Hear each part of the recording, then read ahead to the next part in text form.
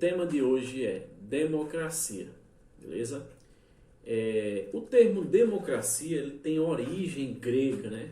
Podendo ser etimologicamente dividido da seguinte maneira: demos, que seria povo, kratos, poder. Em geral, a democracia ela é a prática política de dissolução de alguma maneira do poder e das decisões políticas em meio aos cidadãos. Qual a origem da democracia? Então, a origem é de Atenas, que é na Grécia clássica. Os gregos antigos criaram a ideia de cidadania que se estendia àquele que é considerado cidadão e poderia, portanto, exercer o seu poder de participar da política da cidade. A democracia grega era restrita a essa ideia e começou a mudar a partir da Revolução Francesa e do Iluminismo moderno, né? Que por meio do republicanismo passaram a advogar por uma participação política de todas as classes sociais. Ainda na modernidade, apesar de avanços políticos e de uma ampliação de conceitos de democracia, as mulheres não tinham acesso a qualquer tipo de participação democrática ativa nos países republicanos. Fato que somente começou a ser revisto com a explosão do movimento feministas, né? Das sufragistas, que culminou na liberação pela primeira vez na história do voto feminino, que foi na Nova Zelândia em 1893. Apesar de conhecermos de perto a democracia, né, o conceito que designa a palavra que é amplo, pode ser dividido e representado de diversas maneiras. Não existindo apenas um tipo de regime político democrático, a democracia ela se divide basicamente em democracia direta, participativa e representativa. Vamos falar sobre os tipos de democracia. As democracias elas podem ser classificadas quanto aos tipos diferentes, com base no modo como se organizam, e também podem apresentar diferentes estágios de desenvolvimento. Por isso o termo é amplo e de difícil definição, compreensão, né? Pois o simples ato de dizer que a democracia é o poder do povo, ou de associar a democracia à prática de eleições, não define o conceito em sua totalidade. Podemos estabelecer três tipos básicos da democracia, que é a direta, né, que é a forma clássica de democracia exercida pelos atenienses. Não havendo eleições de representantes, havia um corpo de cidadãos que legislava.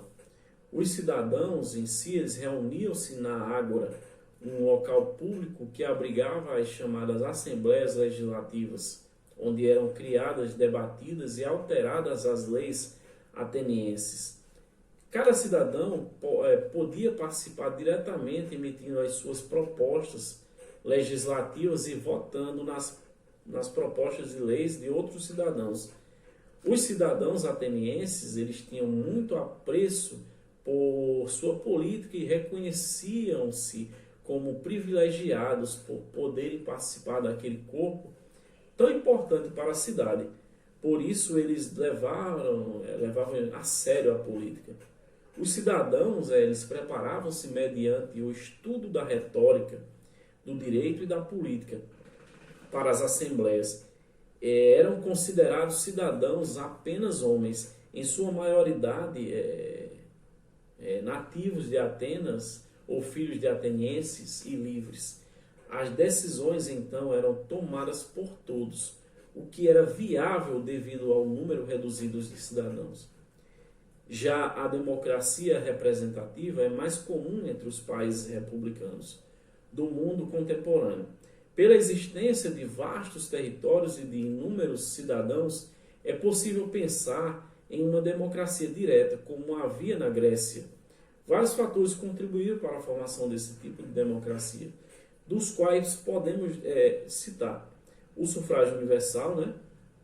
A existência de uma Constituição que regulamenta a política, a vida pública, os direitos e deveres de todos, a igualdade de todos perante a lei, o que está estabelecido pela Constituição, né? A necessidade de elegerem se como representantes, pois não são todos que podem participar, e a necessidade de alternância do poder para a manutenção da democracia. As democracias representativas, elas são regidas por constituições que estabelecem um Estado democrático de direito. Nessas organizações políticas, todo cidadão é considerado igualmente perante a lei, o ser humano é considerado cidadão. Não pode haver desrespeito à Constituição, que é Carta Maior dos Direitos e Deveres do país, e os cidadãos elegem representantes que vão legislar e governar em seu nome, sendo representantes do poder popular nos poderes executivo e legislativo. A vantagem desse tipo de organização é a execuibilidade e sua desvantagem é a brecha para a corrupção e para a atuação política em benefício do bem privado e não ao bem público, né? Vamos falar sobre a democracia participativa.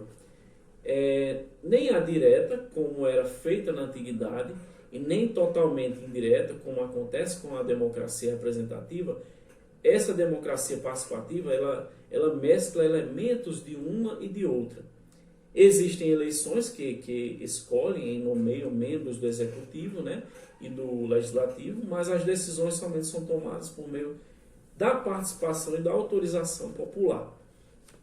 Essa participação acontece nas assembleias locais, em que os cidadãos eles participam ou pela observação dos líderes populares, nas assembleias restritas, que podem ou não ter direito ao voto, e também acontecem plebiscitos, né, que para ser feita uma consulta popular antes de tomar-se uma decisão política, né, e esse tipo de democracia permite uma maior participação cidadã, mesmo com a ampliação do conceito de cidadania, e pode ser chamado de democracia semi-direta.